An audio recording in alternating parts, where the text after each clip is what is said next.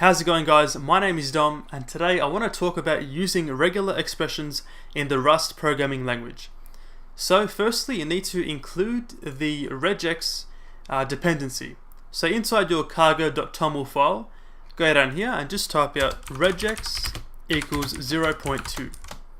We can save that one, and back in the main.rs file, up the top here, just type out extern crates regex. Also, you want to use the regex struct.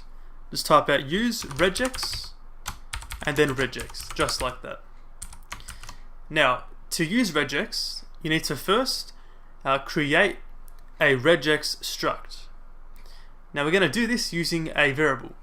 So down here in the main function, we'll just type out let re equals regex and then new. Now inside here, we want to pass in a Rust raw string. A raw string looks like this: lowercase r and then two normal talking marks. Now a raw string allows you to basically just put in stuff like this, \d. Now this works as a regular expression.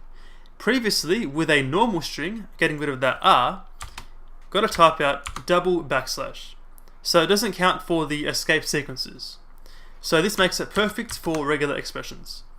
So now with this will match a single digit. What we're going to do is make it match a 5-letter word. So we can type out this \w, then two curly braces, and put 5 right inside there. Now this will match a 5-letter word. Now this regex new function here is going to return a result. Now a result is either going to be okay or going to give an error. It's going to give an error if you give an invalid regex. Now since you're coding this yourself, you're probably never going to get an invalid regex here. So it's safe to use the .unwrap method on that right there to unwrap that result and get the actual regex struct itself. So that's done. We can now define a new variable for the actual text to test against. We'll type out let text equals decode. So we're going to try and match this regex with this text or vice versa. So this should work. We have a 5-letter five-letter word or 5-letter match, and this is in fact 5 letters. So down here we can type out print line found match, and then we can use the isMatch method on the regular expression to test this. So we're going to say re.isMatch and then text. This will return true or false depending on if this text passes this regex or it matches. So we'll just save that one and then open up the console, and we can run this code. We'll clear this one right here. Cargo run, hit enter, and you should see the compiled regex up here, and we get found match true, so it works. Making this 1 character short, we can save this one, and we'll just try again. We should see false this time around. And we do. Perfect. Now what if you want to actually get the matched text? We can do this using a captcha. It's quite easy with captchas, so what we're going to do is instead wrap this right here inside 2 brackets. So putting down boom, and then one of these on the other side. So we're going to wrap it in an opening brace and a closing brace. This is a captcha. So we're going to match for this captcha and then get the text of that captcha and just print it out to the screen. We'll keep this actually as 4 letters for now. We're going to make this fail just for now. So we'll get rid of this one and instead use a match operator. We're going to say this. We're going to say match re.captures. This method will return it'll return an option. This option will be either some or none. So it's going to find a match or it's not going to find a match. So we're going to pass in text right inside here.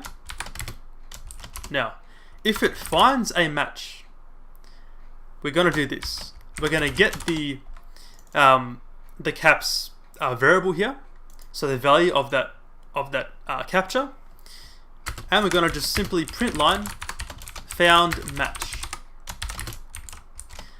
Now for this, it's a bit complicated. So what we're going to do is we're going to say caps dot get at index 0 dot unwrap dot as string. Now this right here, what's happening is we've found a match, so we've found a 5-letter word. Now calling caps dot get 0 is going to get the entire match. Then this might actually fail. So because we've actually got a match, it's not going to fail.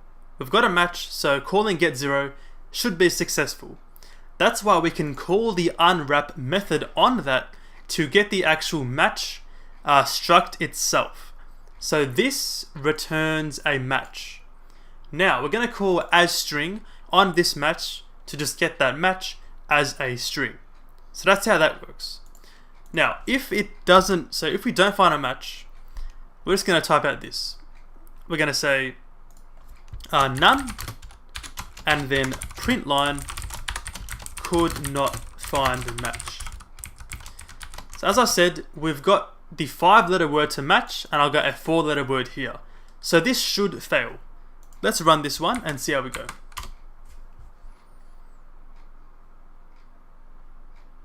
And we see we could not find a match. Now making this 5 letters, we can save this one, run it one more time, and we see found match decode. So we actually extract that text that was matched using captures. Now this, as I said, was quite complicated. What we can do instead is just type out the ampersand and then caps at index 0. This achieves the exact same result. So now we can clear this and run it one last time. We should see decode. We get found match decode. That's all for this video. I might do a video in future about multiple captures and multiple matches itself. But that's all for this one. I thought it was, I thought I'd keep it quite simple for this one, and yeah, but that's all for this video. Thank you for watching, and I'll see you later.